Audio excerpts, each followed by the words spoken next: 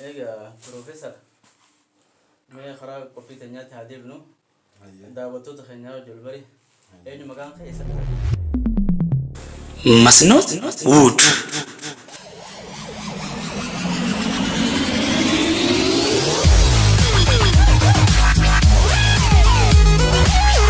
توتا في ديجر توت channel مسنود سبسكرايب شير لايك قدو هم دقتنا بروفيسور ما خرا قفي تنيات هادي بنو دعوتو تخنيا جلبري ايني مكان خيسا دلت أنا مكان كي محمد يوسف عبد الله ايوه أنا مركز تيم دلده لأنه هياس ديسمبر صدام برا خد أسأل التربات تيم دلده بريدا ايجا بروفيسور أرواني سيامير أكما دعوتو نخنيا وبياخدتي غافيلي أدادا واي تاريخ أورمورتي برنوتو جبا قبضيتشو وانين بيخو سنرتي دعوتو تخنياف وان تكتك كبسو أورمو مال رجيسي وان جاو قودة سرافو لفين سيامي غافين درام أكان دقيوتي آتي سوري سبا قدا جارا أبا قدا وجي تلتيجون نجا إيستي سوري جارا أبا قدا إيستي اتما خمتي أكمل تولبروني دنديس دوغادا سوري سجارة أبا قدا بسديمتي نتي مخمة كاتا نتي مخمة غافا والرئيسي كتي برا خدا سجل تميزا كتي بيسيني غافا سنين كتي والرئيس هانا خران كتي فيلمات هيدو توري سنيفو سينا جارا أبا قدا وانين درانيس براكا بوفجتشا دكي يستي هريري جو تولي بروفيسور ايجا جارا أبا قدا تي هيرتي بودا قبصونا تي سوچنا تي ساوج جوتي مال فكات جارا أبا قدا تيوج دوغادا قبصونا جارا أبا قدا تيوج جولي وانين قرتي دران أرومون قبصاوني أرومو دا وصون غارة خيستي قرتي قبصو خيس جيراني وكلمة الدافع تقني وانين دران قراقة بوفجتشا نتي خن قرتي قبصو دتي قرتي إتشي بهو درا إفي تينيا قرتي سراو دا قمنا يادة جورتين وجي قبصاو تريجو تنافو حالة خنا خيستي أكما قرتي دران قبصاوني ورمولا بكلامتي دران آباو تران إيغانا بكلامتي الدابهانيتي أماس آباو في آيباو تكاو اللي في آي فلو تهو لساني واني دراتي akkasumatti duuba maqaa gartee dabballummaatiin dhaabatti hiriirre yeroo kana ani guyyuma 15 isaan bira kan turettiin dargaggeessa 4 hawwataree fi nuti namni 2 amankaa jedhuudha jaarraa abbaa gadaa harkasaa qabannee ballama seennee nu eebbisee akkasitti nu bobbaasee jechuudha.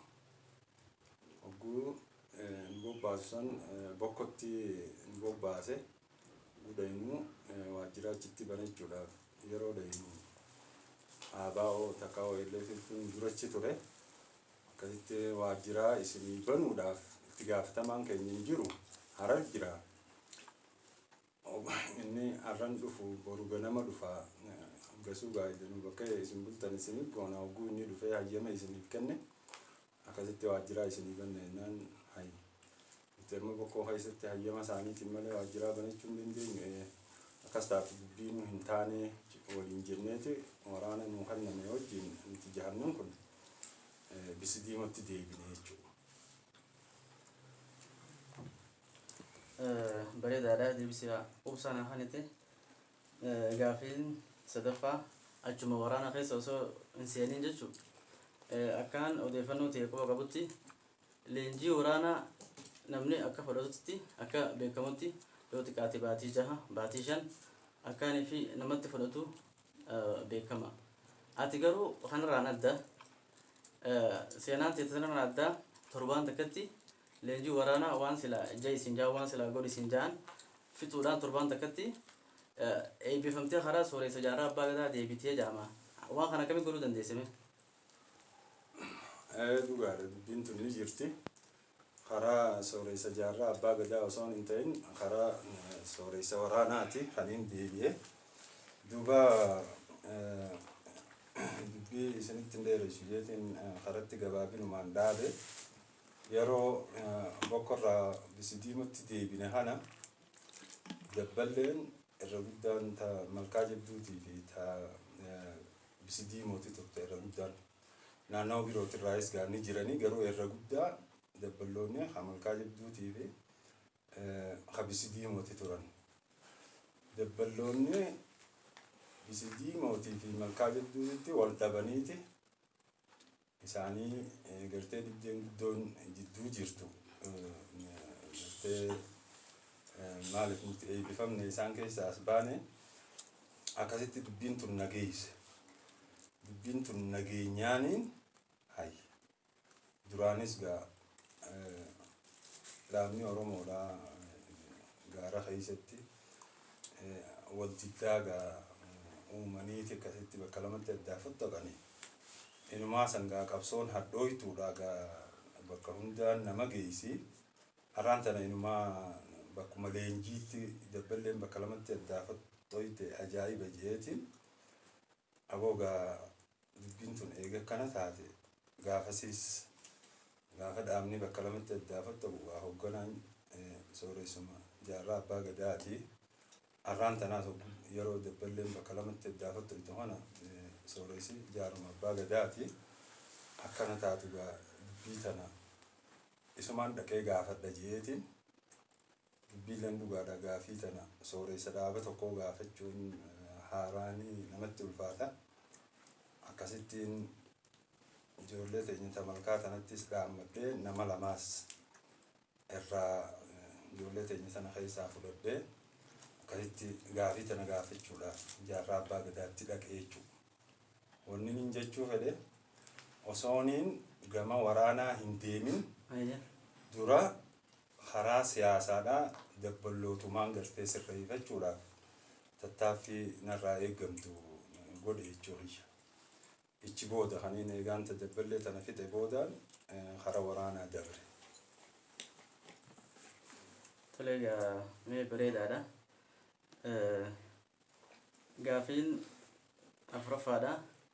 Mee qabsoo Oromoo tana keessatti Oromoon yoo lubbuu barbaachises lubbuu ni hanna. Maallaqa yoo barbaachises maallaqa ni hanna. Akkaanii fi gabrummaa tana faraa kuffisuuf jecha dururraa jalqabee hanga har'aatti maaltu nurraa irrateeti qabsoo tana galmaan gahuu dadhabnee jetteeti yaadda akka nama waa yaadu tokkotti akka mafakkira tokkotti maaltu nurraa irratee qabsoo kanatti duuba deebuu dandeessee jettee yaadda Piroofeesar? Dhugaadha tun gaafii cimtuu gaafii haalaan gartee nama tokko qofa osoo hin ta'in namni Oromoo hundinuu gartee namnummaan gartee bakka gahee jiru hundinuu if gaafachuu qabu takka. Duuba dubbii xiqqoo if boodaan sii deebi'a. Dura gama siyaasaatiin dabballoota sirreeffachuudhaaf tattaafadheetiin egaa waa'ee dabballootaa san fixe booda karaa waraanaa as deebi'e jechuudha. Reefu gaafii gartee akkamitti torbaan tokkotti leenjii waraanaa gartee fixxee eebbifamtee gama waraanaaf deebi'uu dandeessee san amma dura sii deebisuudhaan qaba. Kanaafuu yeroo dabballoonni akkasitti bakka lamatti addaa fottaqanii rakkoon cimtuun uumamte akkasittiin ijoollota keenyatti simee irraa jaarraan abbaa gadaa yoo gaafii nan isa gaafadhuuf na hulchiises qabsoo Oromootii fi lubbuutii yahanne tanaafu isin keessaayis nama lamaas naa kanitanii namni lameen yoo deebi'anis yoo dhumanis isinuu gaanii beeytan jeetiin bira dhaqee jechuudha. Akkasitti jaarraa abbaa gadaa itti dhaquudhaaf hayyama gaafannee itti dhaynee dubbifne jechuudha. Akkasitti arraan tana gaa sooressa keenya gaa nama kabajaa ta'e lafa haillee nama kabajaa ta'e lafa haillee gartee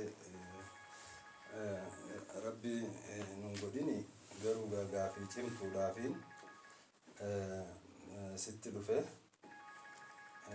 tanaafuu gaa if dura qophooytee gaafiin tiyya akka gaafii jabduu taate beeyte naa qophaa garaa naa ballachuu qabdaan jeen gaafadhu waan feete jee sooreysa makun sooreyse nama lama fudhatteeti teenya tamankaatira hedduudha isaanittis hime nama lamas fudhadhee itti dhaqe jechuudha waan feetu gaafadhu jee akkasittiin duuba walqunnameenii hayyamaas nu godhee hojii gatteenye gaafisa waan feete gaafadhu jee amma dura gaa osoo nutti asin bahin osoo gaara jirtanuu dhaabni hun tokkuma ture aabaawoo ture yeroo sanitti sumaatutu sooressa dhaabaa ture duuba rakkoon uumamteeti dhaabni hun bakka lamatti fottoqee jarri haanis gartee aabaawoo tanarratti hafee atiis haareetti gartee aabaawoo takkaa'uu ayfelloo dhaabe jiru kana dhaabde duuba gaa sanillee naaf oduudha odumaan dhagee arra ammoo bakkuma ati hoggantu kanatti inumaa gaasan qabsoo keeysatti bakkuma leenjiitti osoonuma leenjiirra jiranii dabballeen tamankaa jedhuuti fi absidiimootti bakka lamatti addaafattoyte fottobanni gaara keeysaa sanis hadaabaa sanis sooreessisuma ammaas sooreessisuma duuba gaafiin tija haalli ilmaan Oromoo addaafafattokoo kun ati feeteeti moo nasiiba keete heetii rakkoon tun hireetee taateetii jeetiin gaafadhe jechuudha. Akkasitti yaadma hiyya dhuguma rabbiitti wanni angaara kana keessa taa'uuf gaafii akkammaati na gaafattee kana Oromoon dhuftee akkana gaafattu gartee keessa hin dhabamu jechaadhaaf akka keetii kana eeguudhaaf hangammaa gaara kana keessa taa'uuf jira. Jeete akkasitti waan nuuf haasa'e deebisaa ibsituu deebise duuba akkasitti yoo rakkoon tanuma taate gaafii silaa na laalchiftu takkaan sooreysa laalchifti jedhee sitti dhufe tanaafuu namni hundinuu hogganoonni sii gadiitiis waa akkuma keetii kana garaa bal'atan jedhee yaadu tana anaatutu fixa edenumattuu ballama qabanii edena yeroo biraan taate dhaqeetiin fixa duuba namoota gaasii jalatti gartee nu hogganu yoo hamtuu nurra dalagan dhugaa nuti dubbannuuf siitutti gaafatama tana quba qabaachuu waggaan jee deemu waan si mul'ate dalagi jee akkasittiin akkaan dubbii isinitti dheereessine isinirraa gabaabsa dubbii san dhaqee irraa fixe jechuudha. Hogguma lama yaada kenna jechuudha. Akkasitti yaadaan an kenna irratti ijoolleen dabballoonni bisidiimoo eega nuti ijoollee malkaa jabduu tanaa waliin wal dhabbii qabna. Eega ilmummaan malkaa tokko ka'ee dhugaa rabbii nuti dubbate isaa jenne rabbii jenne isaa jenne dubbii tana dhiifne jedhanii namni walitti maramee sababaa sanatti walitti araaramanii dubbiin tun dhumte akkasitti an itti gaafatamaan siyaasaadha. Ati sababaa tana dalaydetti koorsii duraa fittee jirta koorsii lammadaa citii dhaabaatti si ol dabarsinee jirra jechuudhaan murtii tanaan karaa waajjiraa siyaasaa guddoo ol dabre jechuudha. Yeroon ol dabru kanaan amma maraan siyaasaa akka ilaalcha kiyyaatti wal qixxaatee jira. Namuu naamusaan deemuu jalqabee jira. Rakkoo waraana biratti naa hafte jechuudha. Hawaasanittiin iyyannaa galfadhee dabballee siyaasaatirraa kara dabballee waraanaa deebi'e jechuudha. Akkasitti gama waajjira siyaasatirraa hayyama naa kennanii gama kan deemee sooressa gartee waraanaatti iyyannaa tiyya akka qeebalan erga. Hawaasanitti sooressi gartee waraanaa Seefal Islaamii ture yeroo sanitti bira dhaqee akkaanan dabballee waraanaa ta'u iyyannaa sanitti geeffadhe. Yeroo kana nama kutaa 11 ta'ee jiru yeroo sanitti. Bara meeqa barra kun? Bara 1990 takka. Akkasitti duuba sooressi waraanaa bakka takkatti gartee na ramaduudhaaf ajajaa waraanaa tokko jalatti na ramaduudhaaf yaalii godhe jechuudha. Sadarkaa barnoota yeroo na gaafatu kutaa 11 kan baradhee jira. Waa'ee gartee Arabiitii fi diina Islaamaa kanarraa hogguu na gaafatu hogguun sadarkaa kiyya himuuf akkana taatoti barreessaa mataa fayyaatiin si godhadhaa. Ammoo dura waajjiraan tun waajjira waraanaa waan taateef leenjii waraanaa fudhachuu qabda jedhee ni yaadadha. Ganama isniinaati waraqaa barreessee deemee akkaan leenjii waraanaa bakka kun Harari waajjiraan tun Harari. Amma jechuun Bisidiima irraa Hararitti itti dhufe Harari irraa Baabbileetti na erge jechuudha waraana biratti. Akkasittiin magaalaa Baabbilee waajjiraachi jirtu bulee guyyaa isniinaa kana jechuudha galgala salaasaadhaa ganama salaasaadhaa fuudhanii bakka leenjii waraanaa sana geessan jechuudha. Fagoodha gaara Hayiilaa. Akkasitti leenjii tana hanga salaasaarraa hanga Alhajaatti leenjii waraanaa tana fudhadhe. Sani leenjii isaan gartee waraanaa kun gabaabsii sooressa. Profeesar gabaabsii waan deebisaa teessin deebisneefin karaa dheeraa kana jennu. Maaliif dhuftee ati leenjii waraanaa ni qabdaa naan jedhe. Dhugaadhaan nama gartee duraaniin waraanuma alatti dhaabaa alatti nama ispoortiin ture jechuudha. Iddoo leenjii ispoortii barsiisaa kophattiin qaba. Kophattiin duraaniin fudhadhee jira. Yeroo gabaabatti akkasitti fudhachuu dandeessu. Kanaaf yeroo gabaabaa fudhadhe malee silaa nama yeroo Baantii shananii fi jaansa suma fudhate jechuudha. Ilma fudhata akka nama ilma namaa biroodhaa fudhatu. Hawaasanitti duuba maaliif dhufteenna lakkii meeshaa waraanaa waan inni irraa beekun qabu jedhee akka kilaas kana bidee addaa facaasee walitti deebisee atis akka fayyaa agarte addaa facaasee walitti deebisee jedhee dhugaadha guyyuma saniin harkee addaa facaaseetti walitti deebisee ajaa'ibaa jedhee akkasii waraqaa fidaa jedhee barreessee guyyaa Alhadaa deemeetuma waajjira Baabbilee bulee ganama isniinaa torbaan akkasii jechuun bira deebi'e haala kanaa. Duuba gaafii ati na gaafattettiin sii deebi'e gaafii tanaa gaafii duraaniitiin deebise. Duuba Oromoon gartee numa qabsootii yoo qabeenyi taate numa baaftii yoo lubbuu taate numa kenniti. Qabsoon Oromootu hanga ammaan tanaa maaliif bakka hin gahinii gaafii jettu. Deebisaanis wahuma lama isin deebisaanis wahuma lama. Takka hawaasni tokko yeroo yakkamu badii takka dalage mootummaa inni qabu rabbiin harkaa fuudha. Yeroo mootummaa san harkaa fuudhe yeroo wahii fi itti murteessee mootummaa isaa san hawaasa birootiif dabarsa jechuudha. Mootummaan darabbiiti. Hawaasa tokkoof ni kanna irraa fudhata. Duuba manguddoo Oromootirraa akkaan dhageetti bara 150 murtii rabbiin itti godhe jechuudha. Bara 150 akka mootummaa isaanii Loltii Oromoon daleedee. Oromoon daleedeerra. Tungaa waa'ee gartee manguddoon teenye himtu jechuudha. Haala kanaan amma bara 15 nuwaaf jaama jechuudha. Takka tana haala qabatamaatiin ammoo kungaa isin biratti immoo qabatama ni taajee yaadu ammoo haala qabatamaati qabsoo numa godhan irra guddaan keenya qabsoo mootummatti godhuu malee ifii teenya osoo hin sirreessine qabsootti baane jechuudha. Kanaafuu wanni qabsoo teenya hanga har'aan tanaa gartee booda aansee nuti kun ifii teenyaaf if sirreessuu dhabarraahi qabsoon teenya guddattee gaddeebiti.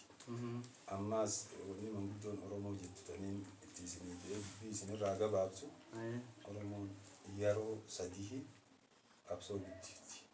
Takkaa'u gaararraa biyya seenti. Yeroo lama fashalteeti gaara deebiti tasadaffaa immoo bilisummaan wal geessi. Akkana jetti Oromoon waa hunda wal cinaa qabnee hojiidhaanis ilaaluu qabna galata. Bal'inaan naa deebistee Piroofeesar hedduu galatoomi. Mee yeroo takka dhugaan seenaa Oromoo tanarraa si deebisu waa'ee dhuunfaa keetirratti yeroo takka akka siraa dhageetti mallas nasiiba qabaa jette maaliif nasiiba qabaa jettee haasa'uu dandeesse? Dhugaadha. Yeroo tana keessatti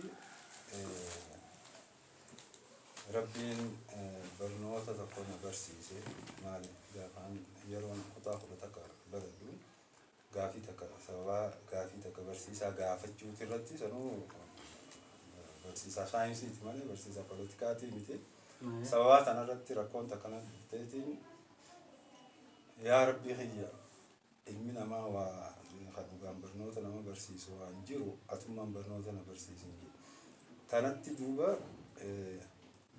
waa'ee qabsuma tanatti ida'ee waa'ee ilmi falakaa takkaa'uu waa'ee gartee yeroo fi maqaa ilma namaatiif waan kanarratti hundaa'e tana barachuudhaaf hira harkadde jechuudha.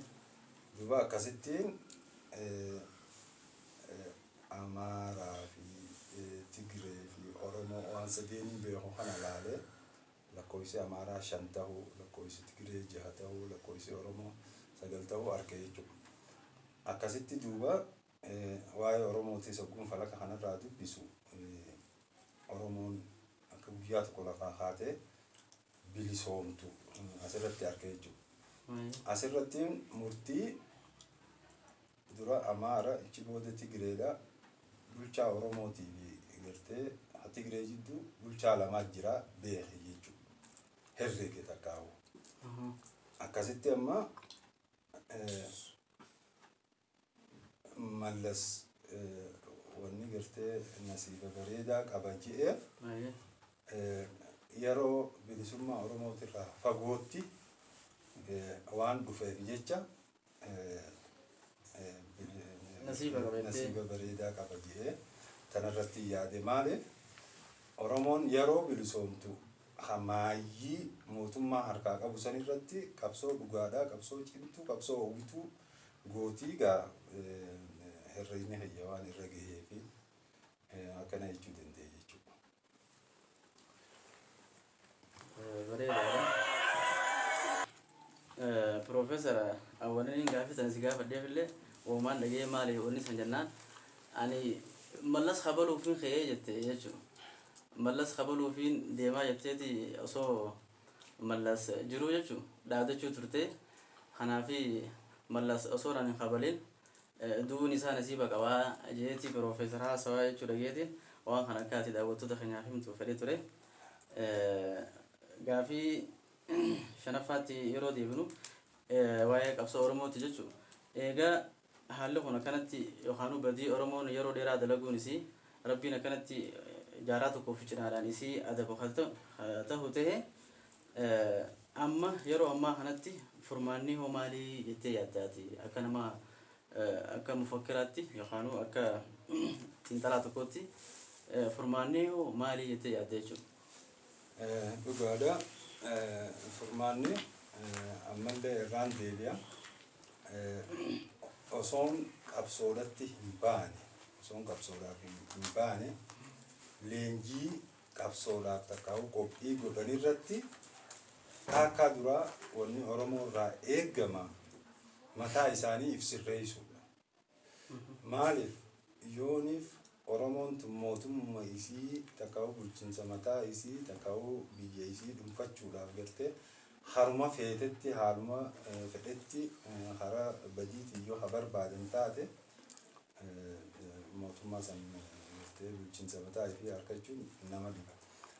Ilmi namaa mootummaa isaa deeffatu badii naamusaa ala ta'uu sanirraa sirraaweti akkasitti laaftumatti yeroo sirraawee laaftumatti bulchiinsa isaa deeffata malee ifii isaatiif gartee akka fedhe ta'ee naamusaan alatti mootummaa isaa ni deeffata jedhee hin yaadu. Qabxiin lammadaa namni kun yeroo akka Oromoo kanatti gabroome abbi torbatti gabrooma.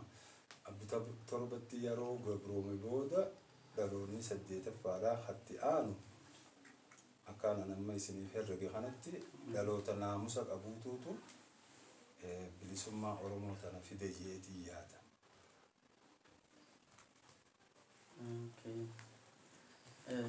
Bareedaadha.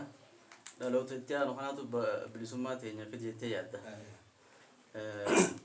Bareedaadha. Egaa daawwattoota keenya nama kana yookaan waa malee miti kaniin Profeesar jeeni yeroo barnoota isaa jechuudha seenaa isaa takka takka kaniin isin irraa tuqu yoo ta'e yeroo mana barumsaa deemee baratu keessatti innaa faxinummaa isaa irraa kan ka'e yeroo inni gaafii takka barsiisaa gaafate barsiisaan deebisuu dadhabuu irraa dhiisee kilaasii dhiisee deemaa yeroo hedduu kanaaf barsiisaa wajjiitti wal lolaa jaama jechuudha. Haalaan nama faxina seenaa Oromootti illee hedduu waa dubbisee waan harkaa qabuufiin har'a waan kan isiniif qopheesse gaafiin lamada jechaantu ta shanaffaa jechuun inni barnoota falakaa afaan Arabiitiin jaamu kana hedduu dubbisa. Barnoota falakaa kana urjii ilaaluu fi urjii ilaalanii waan takka irraa fahamu barnoota kana haalaa waan qabuufiin gaafii tanarratti hundaa'ee waan takka si gaafadha Profeesar. Mee urjiin Abiyyi taakkame yookaan urjiin Abiyyi maali Oromoodhaaf yookaan akkamitti ilaalta urjii Abiyyi tana?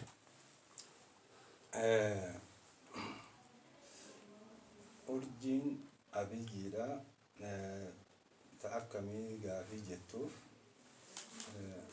urjii nama tokko yeroo laalan bara inni itti dhalate baatii inni itti dhalate fi baatuma san keessaa guyyaa akkam dhalate tanaanii urjii nama tokko beekanii tanaafuu waa'ee gartee urjii Abiyyi kana yeroo laalu urjiin isaa Minilik lammaffaatii fi Haile Sillaasee fi Abiyyiin jarri sadeen kun urjiin isaanii takka. Jarri sadeen kun urjiin isaanii tokko akkaataa amataatti urjii lakkoofsa Chaayinaatti beekama. Jarri sadeen kun urjiin isaanii amata diraagoonii dhalatan jaama. Jechuun Minilik lammaffaa Haile Sillaasee Abiyyi namni sadeen kun bara diraagoon dhalatan. Ammas baatiin isaan keessa dhalatanis akkaataa Giriik urjiitti lakkooftutti Arabnilleen akkasuma urjii Liyoo takkaa'u Asad Leenca jedhamu keessa dhalatan isaan kun sadeenu. Kanaafuu jarri sadeen kun bara dhalatanii fi baatii dhalatanitti urjii diraagoonii fi urjii Liyoodha takkaa'u Leencaa hogguu ta'u wanni adda isaan godha Minilik August 17 dhalate Haile Sillaaseen Juulaay 23 dhalate Abiyyiin ammoo August 15 dhalate 23 fi 15 lakkoofsuma kanatti gartee wal dhaban malee jarri sadeen kun tokko jechuudha. Kanaafuu Minilik hangam takka Oromoo fixee Haile Sillaaseen hangam takka Oromoo fixee ni beekama. Kanaafuu asumarraa herregettanii harka duwwaafaa dura dhaqanii iyyuun Oromoodhaaf gartee fixeensuma akka Haile Sillaaseetii fi Minilik lammataa sanii fida malee warra jiraattota lafaa nama fixuudhaan beekamutti jara sadeen kana yoo kana egaa hojiin isaa hulii taate jara lameen dabre irraa gartee barattanii waa'ee gartee falakaatiin tokko ta'uu isaanii gartee beekuudha qabtanii isin jedha. Hedduu bareedaadha Profeesar. Egaa urjiin abiyyiidha ta hamtuu yookaan bariin itti dhalate haa agarsiisu haalaani. Egaa urjiin abiyyiidha bariin itti dhalate ta Minilik takkaffaa yookaan Minilik lammaffaa Haayila Sillaasee tasaa wal fakkaatii jechuu akka Profeesarri nu himetti. Kanaafuu isaan maal godhaa turan Minilikis nama fixaa ture. Abiyyis yaani akkaataan isaa wal fakkaataa jechuudha. Hojiin isaan dalagan akkaataan isaan itti yaadan wal fakkaataa jechuudha waan agarree irraa hubachuu dandeenyu. Gaaffii xumuraa taniin isaaf dhiyeessu urjiin Johaaroo ta'a akkamii? Urjii Johaar tana ittiin ajjaanamoo akkam irraa laalta urjii Johaar tana? Egaa daawwattoota keenya turtiin Profeesara keenya hojii goone ta'a hanga ammaa fakkaatti kutaa lammaffaa itti fufa waa'ee Johaar ilaalchisee bal'inaan qabannee isin dhiyaanna kutaa lammaffaa itti fufa obsaan nu eeggadha.